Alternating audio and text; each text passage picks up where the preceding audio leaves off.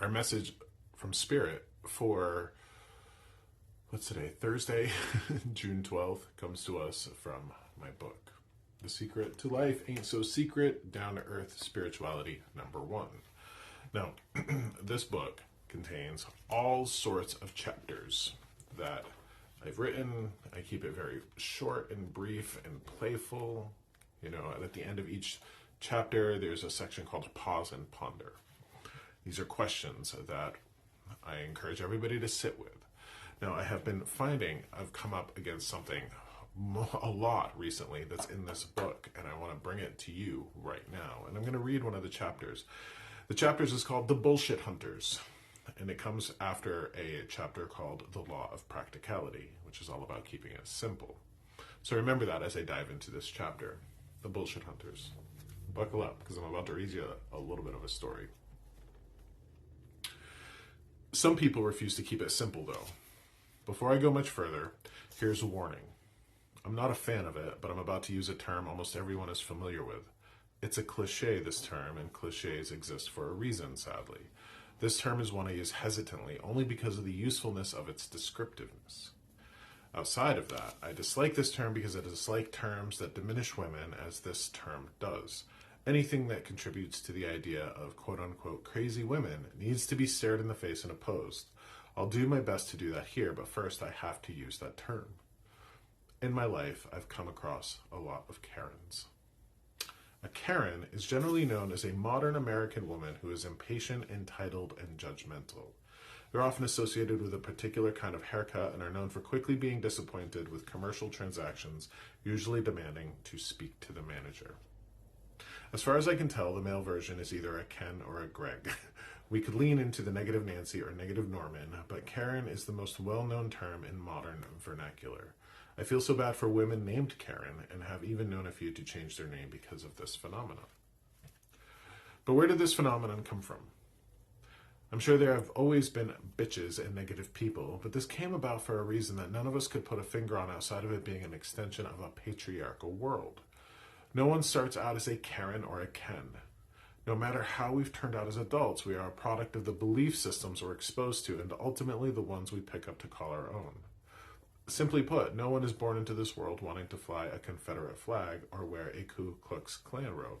And yet, no one is born into this world wanting to fly an American flag or wear a police uniform.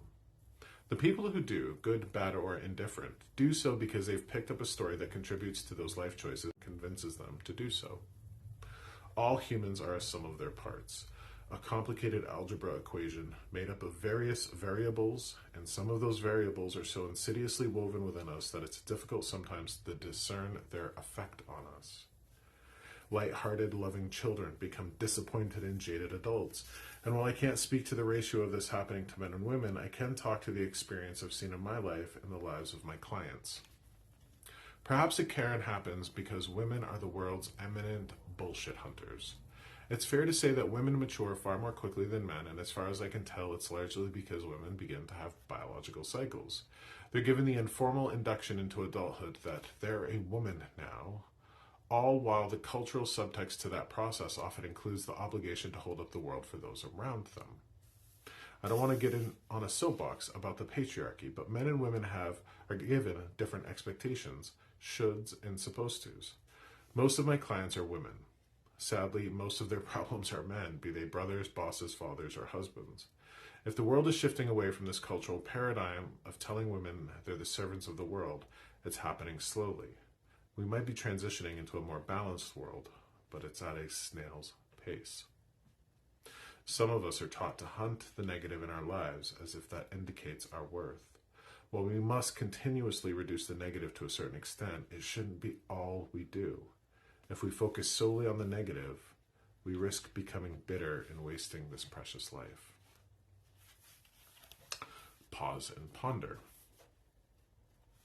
When the world has taught you to scan for danger, look for betrayal, or always be prepared for disappointment, it's easy to become someone who expects the worst, living in a kind of emotional crouch, ready to call bullshit on everything. Is that really how we want to live? Question 1. Who taught you that being critical or hyper aware of the negative was how to stay safe, smart, or strong?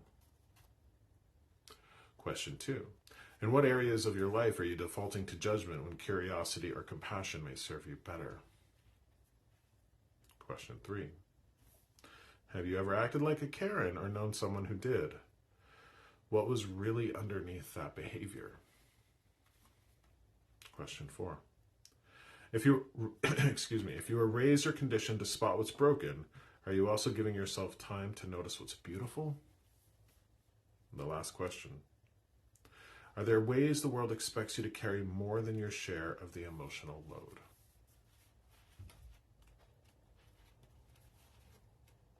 And it goes on and on and on and on. I see a lot of things happening in this world because people are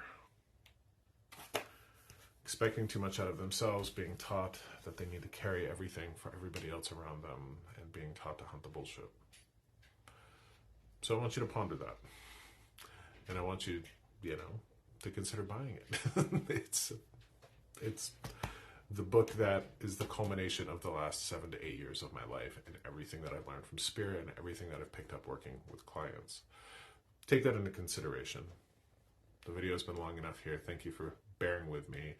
To learn more about me, to sign up for a reading, to find my podcast, or to find that book, go to my website at joshsimons.com.